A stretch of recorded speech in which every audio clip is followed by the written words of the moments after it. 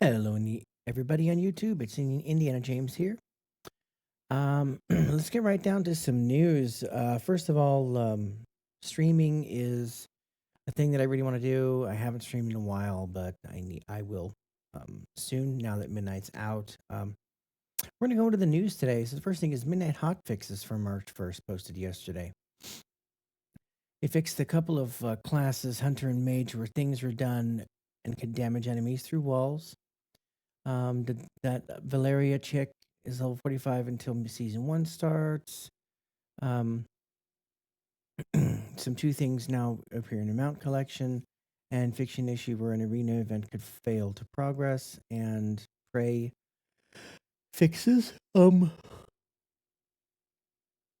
currently a display bug for those who are affected by the previous issue that may show they have one more hunt available than they actually do.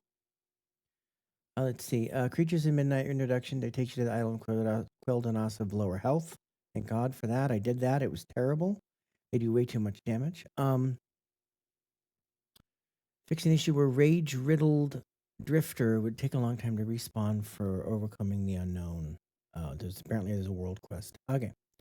But to ensure that macro usage aligns with their overall goals, they have added some minor changes. Macros are prevented from setting a target marker on more than 3 units. The following restrictions only apply when a player is an active encounter. Macros are no longer able to send chat messages to chat channels that are not exclusive to the group. Macros are still allowed to send in chat group exclusive channels, but are prevented from sending multiple messages. Macros are still allowed to send chat and whispers, but the whisper target must be in an instance. In the instance, I don't know. That's dumb. Okay. So there's that. Purchase trolley products and claim Gummy the glowworm. So here's Gummy the glowworm. Similar to previous promotion featuring Gummy, obtaining these new in-game cosmetics also require the purchase of participating product and uploading the receipt, which requires register with a valid U.S. address and phone number.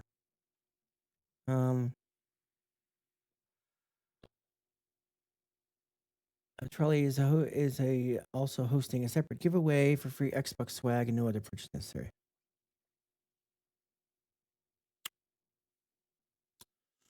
I think I don't know what the hell a trolley is, to be honest.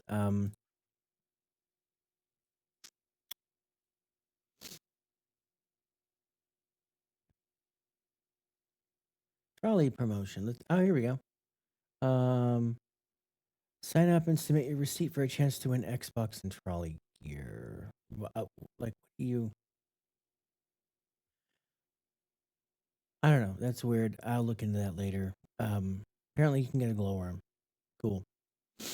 Massive buffs to profession items and trinkets. This is posted 4 days ago. Again, I'm a little late on the news. Work has been work. Let's see the updated blacksmithing, enchanting,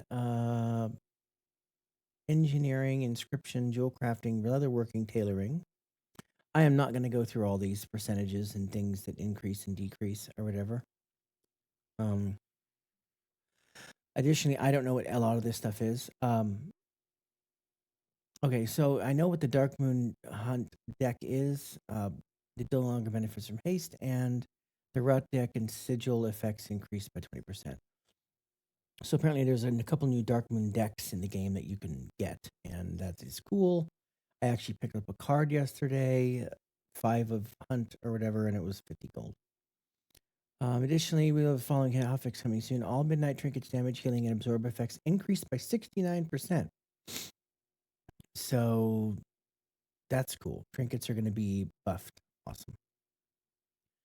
All right, macro changes now live to prevent workarounds for add-on restrictions. So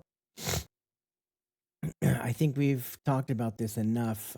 You guys know that you shouldn't be trying to circumvent what Blizzard's trying to do, and this is the reason.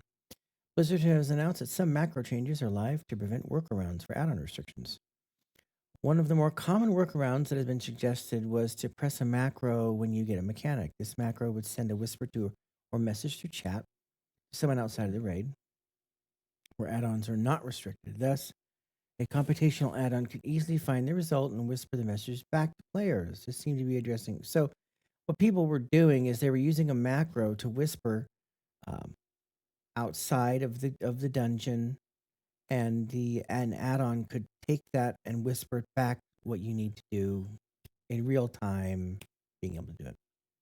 So the other page. That's why they've done the following restrictions apply when people are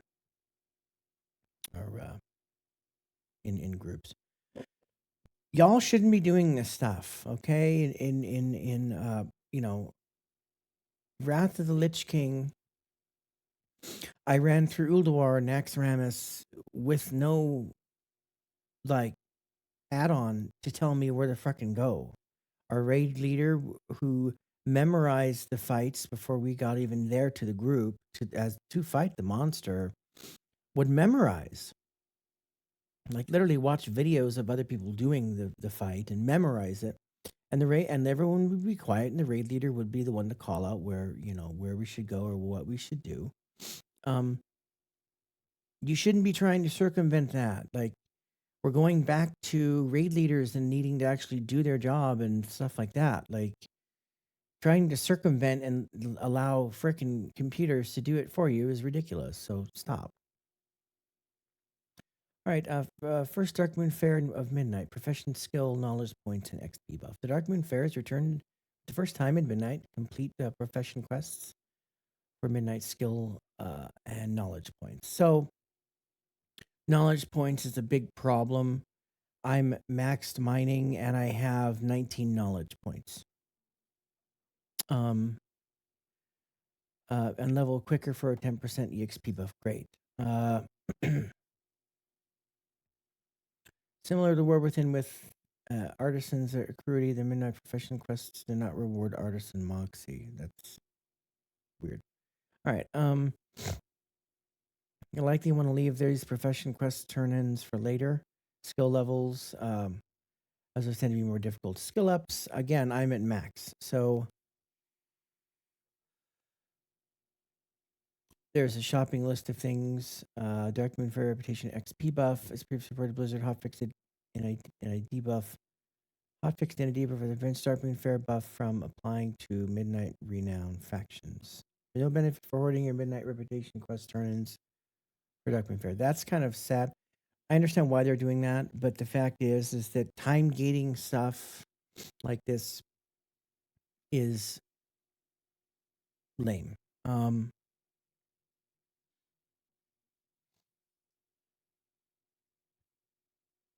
So you can buy a top hat, and that will increase their experience opportunities for an hour.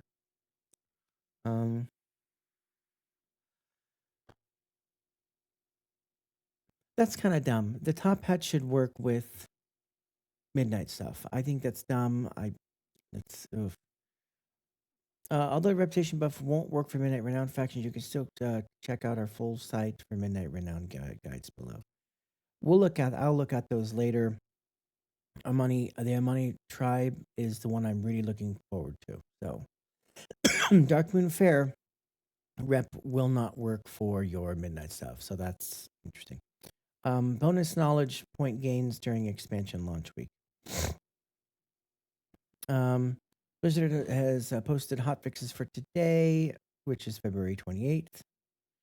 Include fixes to certain quest progression, currency price fixes, and an increase to profession knowledge point gains for the first week. So these are like bug fixes for items. To account for the acquisition of knowledge in early access, 2 weeks worth of knowledge would be granted to players from activities: crafting orders, treasure drops, patron orders,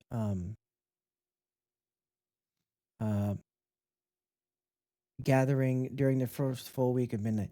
I don't understand what that means. I have 19 knowledge and I've gotten none. Okay. Void and Light Marl, that is a thing that I forgot what it was for, but you could buy some stuff with it. It's actually pretty cool stuff.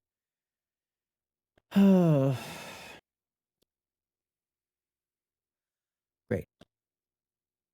All right, fast travel to Silver City when with a personal key to the Arcana toy. Uh, while the Arcantina is a cozy tavern and adventures together, it also offers a fast way back to Silvermoon City. Personal key to Arcana toy can be earned by completing Arator's journey feature in the Midnight campaign to start the quest. So you can do a quest line and you get this toy, and it'll personally go take you back to the Arcantina. Great. I'm not like if you want to do that, that's great. If I'm gonna go somewhere, it's to my house, and then I'm gonna run over to the portal room, and I'll go back to Silver Moon. That's meh. So it's basically like another free hearth, I guess, which is fine, but meh, not my deal. Obtain this Sunwing, a hatchling pet from Rookery Cache Treasure in Silvermoon. Early access now. There's plenty of do and collect with the new expansion, which is true. There's a lot to collect in this expansion. There's a lot. We'll get into that. Early access is out. There's plenty to do and collect. The Rookery Cache located in Silvermoon, on a floating platform. Um, First buy tasty meat located there. Do not eat the meat. Oh, I already did that. I didn't even know this was like a thing. Um, the treasure is just one part of the Treasures of Eversong Woods achievement, so be sure to check out Eversong Woods' Rarest and Treasures guides. So I've done a lot of that. I don't think. Oh, I have that. I'm pretty sure I have all of that stuff. So yeah, and yeah, we got. I I did obtain soot paw. All right, so remember to do that little thingy. Cool. You can get the Sunwing hatchling. Frog farming has returned. As players continue to explore early access period at midnight, some have stumbled upon a new hyper spawn. Just outside of Silvermoon City, originally discovered in Mist Pandaria and then MOP Remix and Lead Remix. Frog farming is back. However, this time it's not valuable loot that the frogs are dropping, but an abundance of profession materials. Hmm.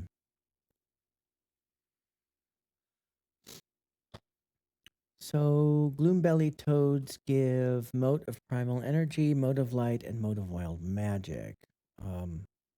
When skinned, these toads to produce those.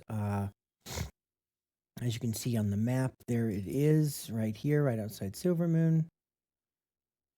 Cool, I guess. Join a group, and joining a group allow players to easy farm these frogs and share skinning targets among the group. Cool. Currently, void tempered leather can be sold in the auction house for roughly 36 to 74 gold. So we're going to get into the auction house situation in a little bit, but that's not true anymore. All right, abundance event bugged in early access and does not work. Do not waste your shards. The abundance world event is bugged and does not allow players to contribute anything to shrines. Don't waste your dun shards. Um,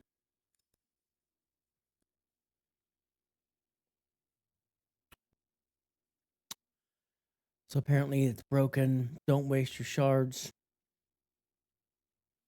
One of the abundance caves will be special, an abundant harvest. If you head to this cave, you can trade in a weekly capped currency of shard of dun to receive unalloyed abundance at the end of the harvest based how you did, because you can't actually do anything inside the cave right now. Spending your shards is a waste. Unalloyed abundance is used for cosmetics. Look at their abundance guide. Each week, weekly quests grants 100 reputation with stick with renowned faction, and a weekly cache contains around 4k gold and 100 coffer key shards, 100 marls, and 20 veteran dawn crests. The first two chests open the weekly activities, including chests from the world events, and a piece of veteran level gear. Abundance is a world event that occurs in all forbidden zones and requires level 90, of course. You may enter and repeat an abundance cave as many times as you want. The weekly quest requires you to obtain 20,000 total points in abundance events. The quest reward for an overflowing abundance satchel and 1,000 reputation with the Amani tribe. So this is like just a guide on what you can do. Let's see. Celery features of subfactions. I don't care about that. Don't care. It doesn't look interesting to me. Anyway, I get 4 pieces of champion gear by leveling renown. So there's 4 new renown tracks for players to level, one for each zone. At a certain point on each renown track, the faction will offer you a quest rewarding you with a piece of champion gear.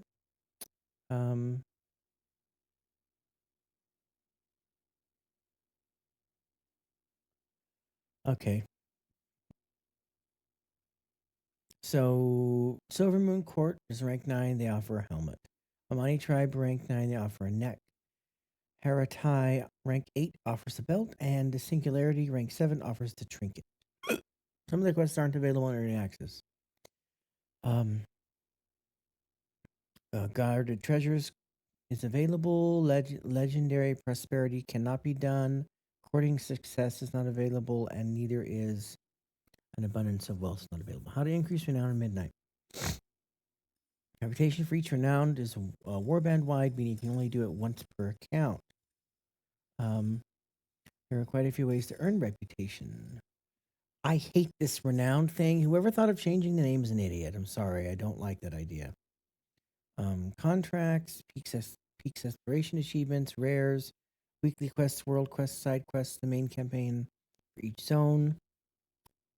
Now, players would save up the majority of these things for when the Darkmoon Fair rolls around. However, they've found a spell that seems to disable bonus rep gains from for Midnight Faction. So again, don't wait for Darkmoon Fair to roll around.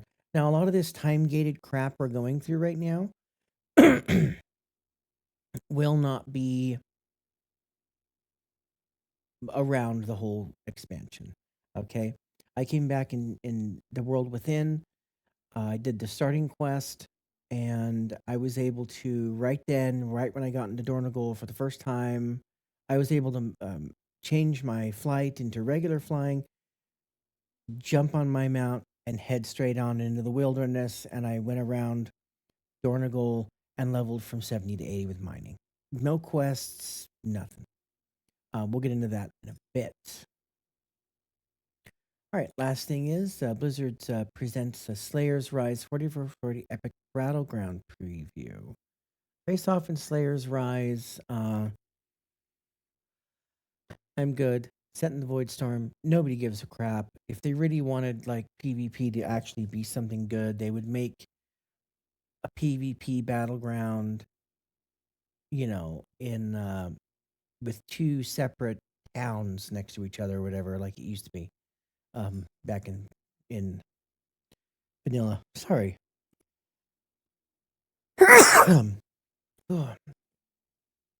So what does all this mean? Well, it means that Midnight is progressing really well. I do like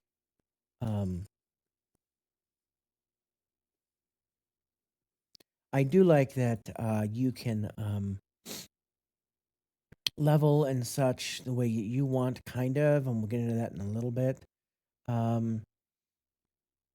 Early access buyers got played hard as Silver Moon so open for Alliance. Let's see.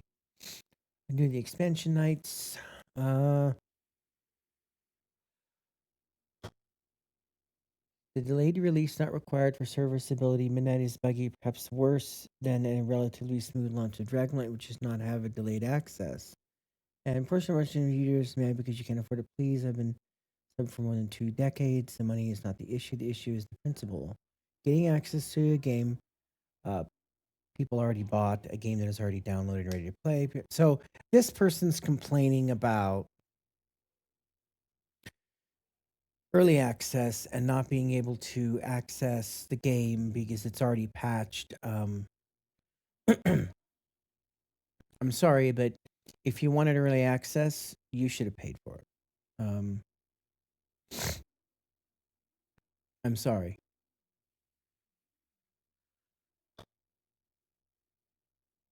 I farmed a bunch, and we'll get into that in a little bit. Um, I don't think that early access players got played. I think that